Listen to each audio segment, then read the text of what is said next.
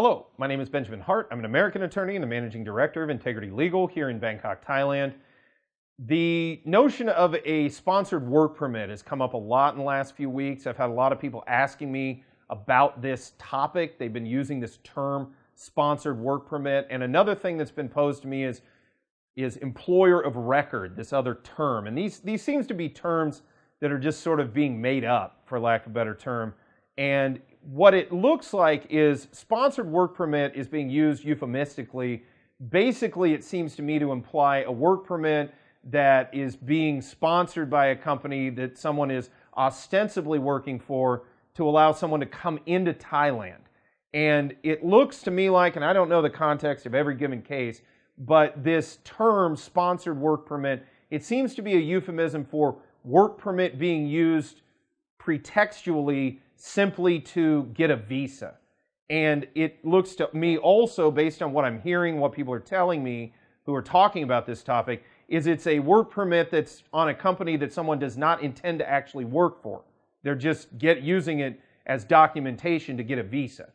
And they're also using it in the context of this notion of an employer of record. I'll get into that in a minute. One quick warning: if you are using any travel documentation that is not true to your actual circumstances, it is very unwise to travel on that documentation, because that can be construed as a myriad things. And we're making other videos contemporaneously with this one where we get into some of that, but most notably it could be construed as immigration fraud. It could even arguably rise to the level of trafficking. It could result in fines and even possibly prison time here in Thailand if you are deemed to be operating illegally and using a work permit pretextually or pretensively. So be careful. If you are not actually doing what you say you're doing on this so-called sponsored work permit, or this sponsored work permit is simply being used as a pretext or a pretense to get you a visa, that's not good. Visa matters should never be, the circumstances of why you're seeking a visa should never be a pretext. It should never be a pretense. It should be truthful and accurate to your circumstances so that the visa can be issued.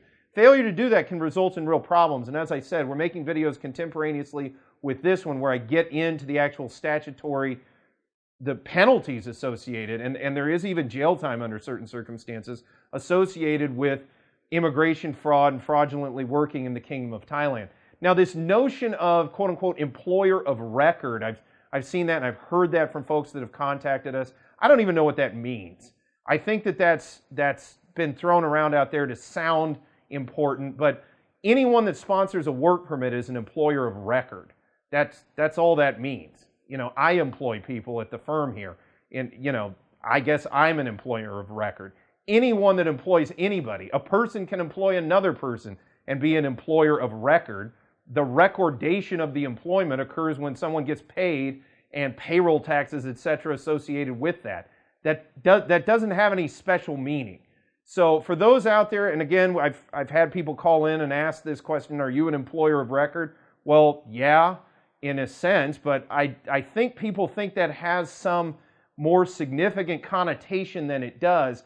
And in point of fact, no. It looks to me like this notion of being an employer of record is just sort of this term that's being used to make sponsoring a work permit sound more grandiose, for lack of a better term, than it actually is.